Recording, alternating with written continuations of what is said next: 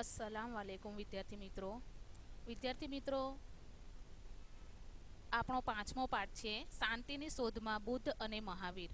વિદ્યાર્થી મિત્રો આ જે પાઠ છે એમાં આગળનો ટોપિક ગૌતમ બુદ્ધ આપણા સાજેડા મેડમે ચલાવેલો છે પાઠ, આગળનો એક ટોપિક, અને બીજો ટોપિક છે મહાવીર સ્વામી। તો મહાવીર સ્વામીથી પાઠ આપણો બાકી છે, તો આ પાઠ અધૂરો પાઠ હું આગળ ચલાવું છું। આપ સૌ વિદ્યાર્થી મિત્રો ધ્યાન આપશો અને શાંતિથી તમે વિડીયો સાંભળશો, જોશો। તો આપણે શરૂઆત કરીએ। મહાવીર સ્વામી। બૌદ્ધ ધર્મની જેમ જ ભારતીય સમાજ જીવનમાં જૈન ધર્મનું પણ અગત્યનું સ્થાન છે। વિદ્યાર્થી મિત્રો આપણે જે દેશમાં રહીએ છીએ ભારતમાં, તો આપણે સૌ જાણીએ છીએ કે આપણા ભારતમાં વિવિધ ધર્મ પાળતા લોકો રહે છે, વિવિધ જાતિના લોકો રહે છે।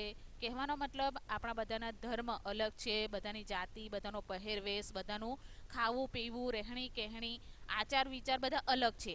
તો વિદ્યાર્થી મિત્રો આપણા ભારતમાં વિવિધ ધર્મ પાળતા લોકો રહે છે, તો એ વિવિધ ધર્મોમાં જૈન ધર્મ પણ એક ખૂબ મહત્વનો ધર્મ છે, અને એ જૈન ધર્મ વિશે આપણે આ ટોપિકમાં જોવાનું છે।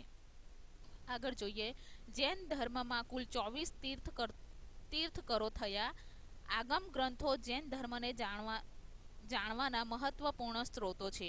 વિદ્યાર્થી મિત્રો જૈન ધર્મના જે ગ્રંથો છે આગમ ગ્રંથો આપણે વાંચીએ, આપણે એની સ્ટડી કરીએ તો આપણને જૈન ધર્મ વિશે ખૂબ માહિતી મળે છે। એટલે કે એનું જૈન ધર્મનું જે પણ ઇતિહાસ છે, જૈન ધર્મ વિશેની જે પણ માહિતી છે, જૈન ધર્મનું દરેક વસ્તુ આપણને આ ગ્રંથોમાંથી જાણવા મળે છે।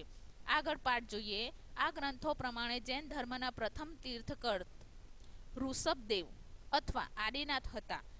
23મા તીર્થકર પાર્શ્વનાથ હતા। પાર્શ્વનાથ કાશીના રાજા અશ્વસેનના પુત્ર હતા। તેમણે 30 વર્ષની વયે ગૃહત્યાગ કરી સંન્યાસી બની જૈન ધર્મનો ઉપદેશ આપ્યો। વિદ્યાર્થી મિત્રો આજે અશ્વસેનના પુત્ર હતા પાર્શ્વનાથ, એમણે 30 વર્ષની વયે ગૃહત્યાગ કરેલો, એટલે કે ઘર છોડીને એમણે સંન્યાસી જીવન અપનાવેલું। આપણે આ પાઠમાં આગળના જે એક સંત વિશે જોયું, ગૌતમ બુદ્ધ, એમણે પણ ગૃહત્યાગ કરેલો। કહેવાનો એટલે કે જે ઘર હતું, લગ્ન જીવન હતા, એમના મા બાપ હતા, એમનો પુત્ર, એમની પત્ની, એ બધી વસ્તુને છોડીને એમણે સંન્યાસી જીવન, આધ્યાત્મિક જીવનને એમણે પસંદ કરેલું। તો આ પાર્શ્વનાથે પણ 30 વર્ષની વયે ગૃહનો ત્યાગ કરેલો, એટલે કે ઘરનો ત્યાગ કરીને સંન્યાસી બનીને જૈન ધર્મનો ઉપદેશ આપવાનું કામ એમણે શરૂ કર્યું। આગળ તેમણે વૈદિક ધર્મ અને કર્મકાંડ તથા જાતિ પ્રથાનો વિરોધ કર્યો હતો। તેમણે સત્ય, અહિંસા, અસ્તેય અને અપરિગ્રહનો ઉપદેશ આપ્યો। વિદ્યાર્થી મિત્રો આજે મહાવીર સ્વામી, આજે પાર્શ્વનાથ હતા, એમણે પોતાના ધર્મમાં જે લોકોને ઉપદેશ આપ્યો, લોકોને જે સારા સારા પ્રવચનો, સારી વસ્તુ શીખવી, એમાં સત્ય બોલવું, કહેવાનો મતલબ કે સત્ય, અહિંસા, અસ્તેય એટલે કે ચોરી ન કરવી, ક્યારેય પણ ચોરી ન કરવી, અપરિગ્રહ, કોઈ પણ જાતનો પરિગ્રહ રાખવો નહીં, કે આમ છે આ તેમ, આમ તેમ એવો કોઈ પણ ભાવ રાખવો નહીં। આ વસ્તુઓને મહત્વ આપેલું। જોઈએ આપણે આગળ। તેમના પછી 24મા અને છેલ્લા તીર્થકર મહાવીર સ્વામી હતા। વિદ્યાર્થી મિત્રો જૈન ધર્મના જે છેલ્લા તીર્થકર હતા એ હતા મહાવીર સ્વામી। તો અહીં તમે આ વિધાનને નીચે લીટી કરી શકો, અને આ વિધાનમાંથી ખાલી જગ્યા ખરા ખોટા વિધાનમાં પણ આ બાબત પૂછાઈ શકે છે, તો તમે લીટી કરો એવી આશા રાખું। તેમના વિશે આપણે આગળ જાણીશું। તો મહાવીર સ્વામી પ્રારંભિક જીવન। મહાવીર સ્વામીનું પ્રારંભિક શરૂઆતનું જીવન શું હતું, કેવું હતું? વજ્જી સંઘના એક ગણરાજ્ય કુંડ ગ્રામના જ્ઞાતુક ક્ષત્રિય વંશમાં મહાવીર સ્વામીનો જન્મ થયો હતો। તેમનું બાળપણનું નામ વર્ધમાન હતું। તેમના પિતા સિદ્ધાર્થ ગણરાજ્યના રાજા હતા। મહાવીર સ્વામીના માતાનું નામ ત્રિશલા દેવી હતું। તેમના મોટા ભાઈનું નામ નંદીવર્ધન હતું। વર્ધમાન પણ ગૌતમ બુદ્ધની જેમ રાજકુમાર હોવાથી તેમણે અનેક કલાઓનું જ્ઞાન મેળવ્યું હતું। તેમના લગ્ન રાજકુમારી યશોદા સાથે થયા હતા। વર્ધમાનની પુત્રીનું નામ પ્રિયદર્શિની હતું। વિદ્યાર્થી મિત્રો આ વિધાનની નીચે પણ તમે અંડરલાઈન કરી શકો છો। વર્ધમાનની પુત્રીનું નામ પ્રિયદર્શિની હતું। આ વિધાન ખરા ખોટા વિધાનમાં ખાલી જગ્યામાં પૂછાય છે। આગળ જોઈએ આપણે ગૃહત્યાગ અને સાધના. મહાવીર સ્વામીનો ગૃહત્યાગ અને એમની સાધના વિશેનો પોઈન્ટ છે. જોઈએ આપણે 30 વર્ષની વયે સત્ય અને જ્ઞાનની શોધમાં તેમણે ગૃહત્યાગ કર્યો. ભિક્ષુક જીવન ધારણ કરી 12 વર્ષ સુધી કઠોર તપસ્યા કરી. ઋજુપાલિકા નદીના કિનારે તેમણે સર્વોચ્ચ જ્ઞાન એટલે કે કેવલ જ્ઞાન પ્રાપ્ત થયું. પોતાના મન અને ઇન્દ્રિયો પર વિજય પ્રાપ્ત કર્યો હોવાથી તેઓ જીન કહેવાયા. આવા મહાન પરાક્રમી વર્ધમાન મહાવીર તરીકે જાણીતા થયા. વિદ્યાર્થી મિત્રો, ખૂબ સારો અને ખૂબ અગત્યનો પોઈન્ટ છે. અહીં એક શબ્દ છે જીન. તમે અહીં ધ્યાન આપશો અને અંડરલાઈન પણ કરી શકો છો. મહાવીર સ્વામી જીન ક્યારે કહેવાયા? આવો પણ પ્રશ્ન પૂછાય છે, તો તમે ધ્યાન આપશો. આગળ જોઈએ ઉપદેશ. મહાવીર સ્વામીએ શું ઉપદેશ આપ્યો લોકોને? તો જોઈએ આપણે પાઠ. બુદ્ધની જેમ જ મહાવીર સ્વામી પણ સંસારને ભય અને દુઃખોથી ભરેલું માને છે.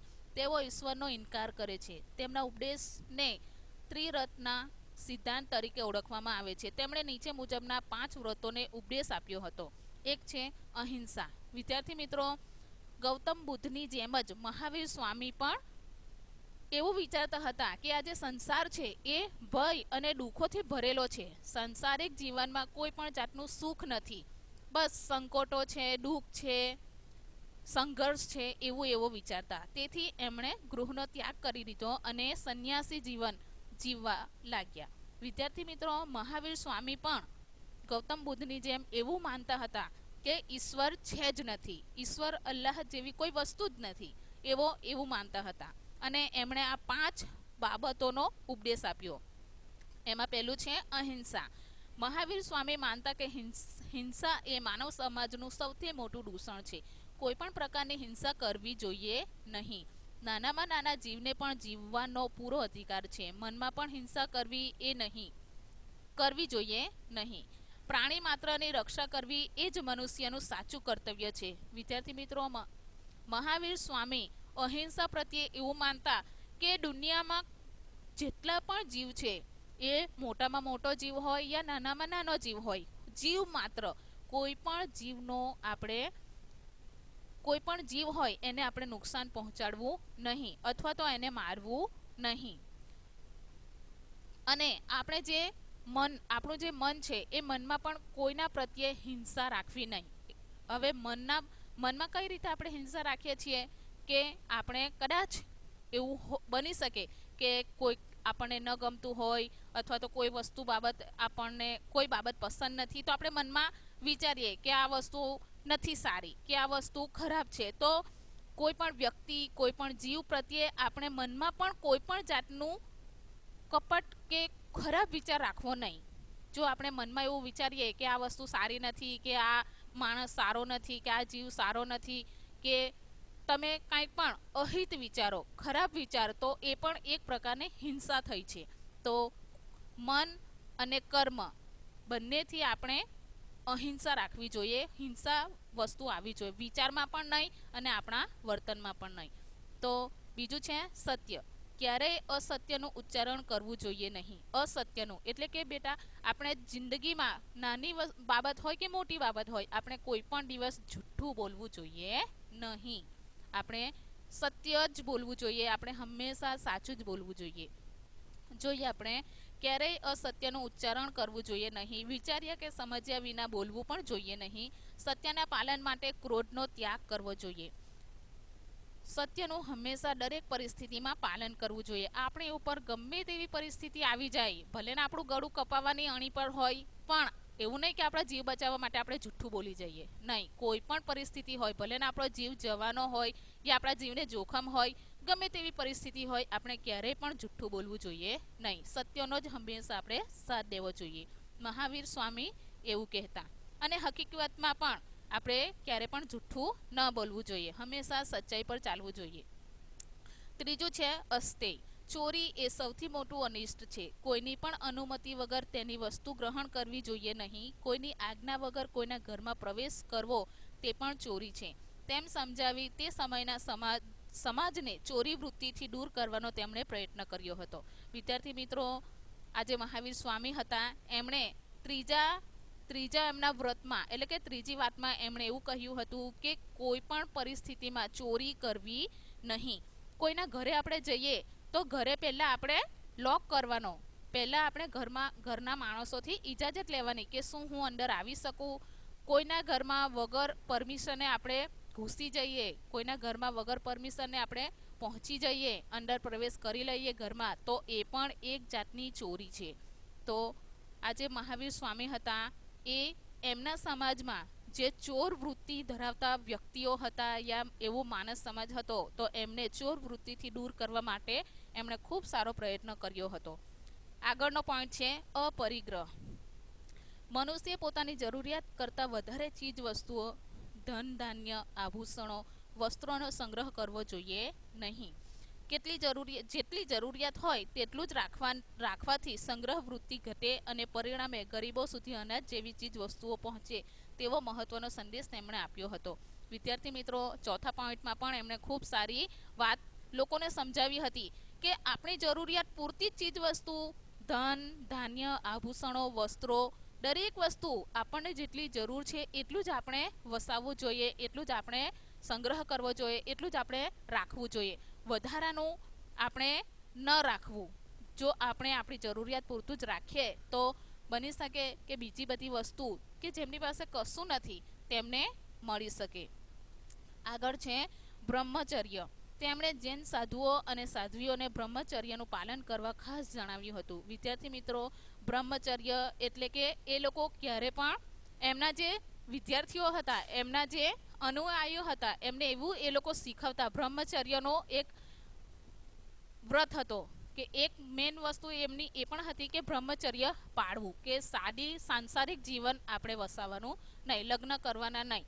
કારણ કે એ લોકો જે સંસારિક જીવન હતું એને ભય ગણતા હતા, એને દુઃખોનો પહાડ ગણતા હતા કે સંસારિક જીવનમાં રહીને આપણે જ્ઞાન મેળવી શકીશું નહીં, આપણે જે સાચું સુખ છે, જ્ઞાનરૂપી સુખ, એ મેળવી શકીશું નહીં. એટલે એમણે બ્રહ્મચર્યનું પણ પાલન કરવાનું લોકોને સમજાવ્યું હતું. વિદ્યાર્થી મિત્રો, આગળ જોઈએ આપણે મહાવીર સ્વામી એક મહાન સુધારક તરીકે. મહાવીર સ્વામીએ કર્મકાંડ અને યજ્ઞોનો વિરોધ કર્યો. તેમણે ઈશ્વરનો ઇનકાર કર્યો, યજ્ઞમાં થતી પશુ હિંસાની નિંદા કરી, સ્ત્રીઓને સમાન અધિકાર આપવાની વાત કરી. બુદ્ધની જેમ જ તેમણે લોકોની ભાષા પ્રાકૃત અને અર્ધમાગધીમાં ઉપદેશ આપ્યો. સાદા અને સરળ ઉપદેશથી તેમણે લોકોનું જીવન બદલી નાખ્યું. નિર્વાણ. 72 વર્ષની વયે પાવાપુરીમાં તેઓ નિર્વાણ પામ્યા. વિદ્યાર્થી મિત્રો, એમનું મૃત્યુ 72 વર્ષની વયે પાવાપુરી નામના સ્થળે એમનું મૃત્યુ થયું. જોઈએ આગળ. આવી રીતે આજથી લગભગ 2500 વર્ષ પહેલાં ગૌતમ બુદ્ધ અને મહાવીર સ્વામીના ઉપદેશથી લોકોને નવા વિચારો મળ્યા. એ સમયના ધાર્મિક ક્રિયાકાંડો અને દૂષણો દૂર થયા. મોટી સંખ્યામાં લોકો તેમના અનુયાયી બન્યા. બંને ઉપદેશકોએ શાંતિ અને સદાચારનો માર્ગ અપનાવવા લોકોને અનુરોધ કર્યો અને આ રીતે તેઓ સમાજના વિચાર પ્રવર્તક બની રહ્યા. વિદ્યાર્થી મિત્રો, અહીં આપણો 5મો પાઠ પૂરો થાય છે અને હું આશા રાખું છું કે તમને પાઠમાં સમજ પડી હશે. વિદ્યાર્થી મિત્રો, તમે પોતે પણ તમારી પાસે પાઠ્યપુસ્તક છે તો પાઠનો અભ્યાસ કરીને તમે પાઠ સારામાં સારી રીતે સમજવાનો પ્રયત્ન કરજો. અને એક વધારાની અને બીજી વાત હું તમને એ કહેવા માગું છું વિદ્યાર્થી મિત્રો, કે ડિસેમ્બર મહિનામાં આપણી શાળામાં સત્રાંત પરીક્ષાનું આયોજન કરવામાં આવ્યું છે. તો આ પરીક્ષાની અંદર તમે ખૂબ સારો દેખાવ કરો અને દરેક વિષયને સારામાં સારો ન્યાય આપો એવી મારી તમને વિનંતી છે. Okay, thank you. જઝાકલ્લા.